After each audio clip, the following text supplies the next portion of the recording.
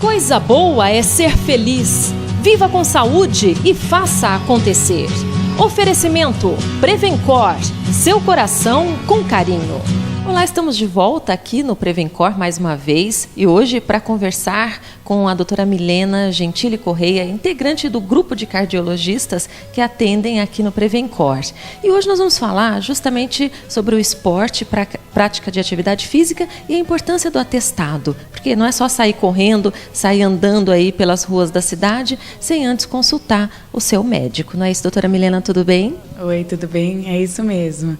A gente tem que falar sobre a importância, da atividade física na vida de todas as pessoas, do benefício que ela traz, mas fazer atividade física realmente com orientação, passando com atendimento cardiológico antes, para que não faça besteira, para que não faça uma atividade que possa estar prejudicando a sua saúde. Na verdade, definir limites, não é? E dependendo da fase, a pessoa iniciante, aqui nós não estamos falando de atleta de alta performance, não. Nós estamos falando dos amadores, né? Então, a partir do momento que ele começa, aí o seu médico vai liberando, dependendo do tempo já, da frequência. Então, tem limites e tudo tem que ser bem orientado.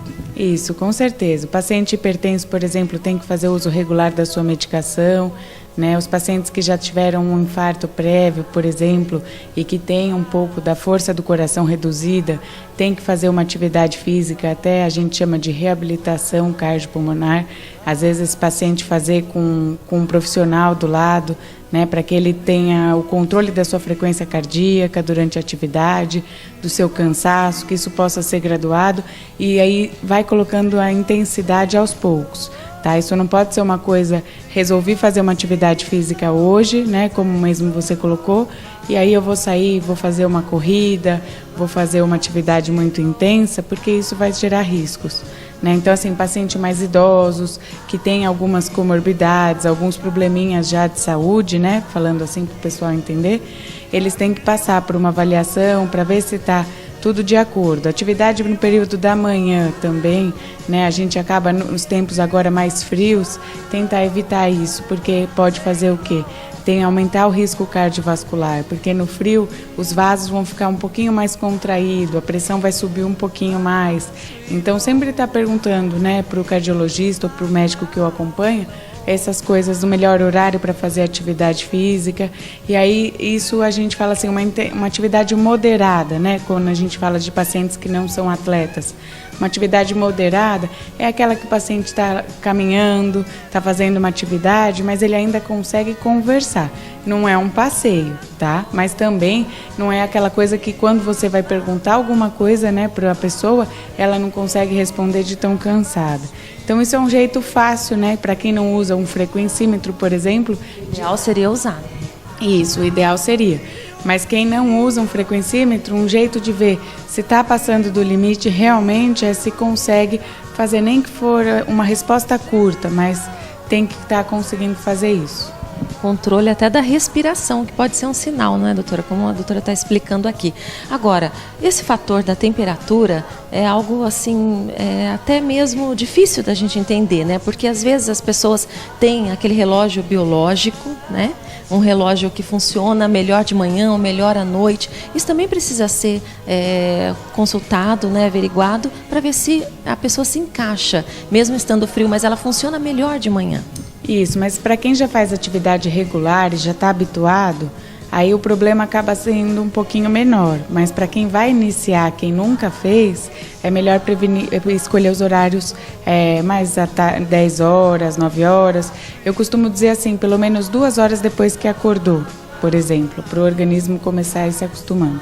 Muito bem. Outra ideia que eu tenho aqui, quando penso em atividade física, e é muito frequente, as pessoas usando estimulantes energéticos, Então até anotei aqui, olha, termogênicos, vasodilatadores. O que significa isso para o nosso coração? Não, para o nosso coração acaba sendo muito prejudicial. Na verdade, os estimulantes, são para as pessoas terem um pouco mais de pique, que eu também não concordo.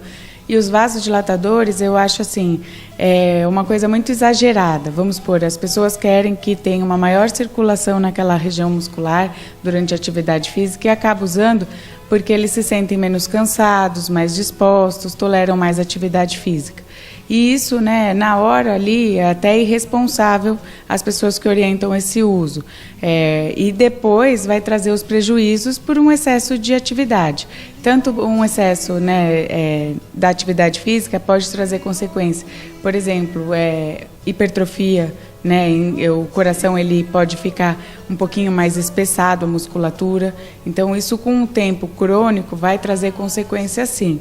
E até mesmo os energéticos. Às vezes a gente acha, né, que não tem nenhum problema, mas a gente acaba presenciando alguns casos que realmente trouxeram problemas graves a alguns pacientes, mas isso daí depende, né, da vontade de cada um também de cuidar de si.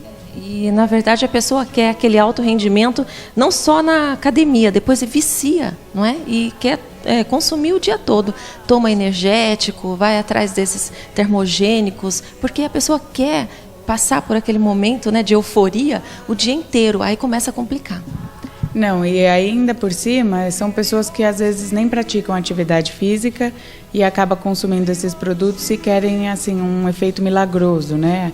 Uma perda de peso rápida e que vai sentir-se bem. Não é assim, tá? Eu costumo até também falar para os meus pacientes, por exemplo, que nunca fizeram atividade, começar por uma coisa que dá prazer, fazer umas 2 vezes na semana, porque se você frequentar a academia, para quem nunca foi, 5 vezes na semana seguinte você não vai levantar da cama, você não vai querer ir, ou então você vai estar trabalhando, não vai deixar de trabalhar, porque tudo que é exagerado a gente desiste, faz mal, né? Então eu não gosto desse tipo de atividade não. Sair da academia não se sentindo bem é um sinal de alerta, né? Então conversar com o orientador, com o professor, o educador físico, porque ele é o verdadeiro parceiro, não é, da pessoa dentro da academia, ele que vai ficar atento, então ele precisa te conhecer mais e não pode ter vergonha de falar, não é? Então tem que, mesmo que você não tenha um personal trainer, porque não é todo mundo que tem, mas as academias disponibilizam sempre os profissionais e não pode ter vergonha de contar as coisas, né?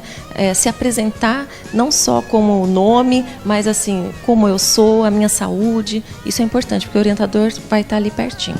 Com certeza, a gente até vai conversando, vai lembrando de alguns pacientes que eu falo, tem bastante jovens que vêm procurar uma orientação para atividade, né? E aí a gente fala assim, também não descuidar, né, da alimentação antes da atividade. Porque às vezes você vai fazer aí uma aula muito pesada, um body combat, uma aula de spinning, e às vezes a pessoa, né, almoçou, vai fazer atividade física às 6 da tarde, ou ela vai tomar um suco ou uma fruta e fazer uma atividade intensa. Aí vai acontecer o quê? Desce da bicicleta, termina a aula, tem tontura, mal-estar, né? Tem sudorese, tem alguns sintomas às vezes que até de hipoglicemia, e aí a pessoa fica preocupada com aquela atividade que acha que está te trazendo algum malefício. Na verdade, você foi mal preparada para realizar. Então, assim, aconteceu já algumas vezes, né, de ter esse tipo de dúvida. A gente fala uma alimentação antes da atividade, não que seja uma alimentação muito pesada, claro, que a orientação do nutricionista acaba sendo melhor, mas ou então uma coisa que é uma rápida absorção, até um pão mesmo, melhor que alguma fruta, deixa a fruta para depois, no caso, né, e isso é muito perigoso também. Muito bem, olha, para finalizar, o que a gente leva, né, dessa conversa aqui é que nós todos precisamos nos envolver de verdade, né? Então passar pela consulta, chegar até a academia, ouvir as orientações e depois não coloca em prática. Então é bom pesquisar, tem tantas revistas, a internet, se envolver, conhecer quais são esses alimentos, experimentar se você nunca experimentou essa rotina, né? Porque a gente precisa dar o primeiro passo, se envolver de verdade. Isso é verdade. Também, assim, os pacientes, a gente fala com mais de 40 anos, 45, por exemplo, e deveriam fazer pelo menos uma avaliação cardiológica, uma esteira, um eletrocardiograma, né, para começar uma atividade física mais segura, não ter nenhum risco durante as atividades. Então nós vamos finalizando aqui essa conversa, porque o assunto é extenso, né? Tem muitos itens, mas a doutora Milena volta no nosso programa, né? Já está aqui combinado, porque ela vai voltar com frequência para trazer as sugestões, dicas e orientações. Então, esporte com segurança, doutora. Com certeza. Obrigada, até a próxima. Muito obrigada, até lá. Coisa boa é ser feliz. Viva com saúde e faça acontecer. Oferecimento Prevencor, seu coração com carinho.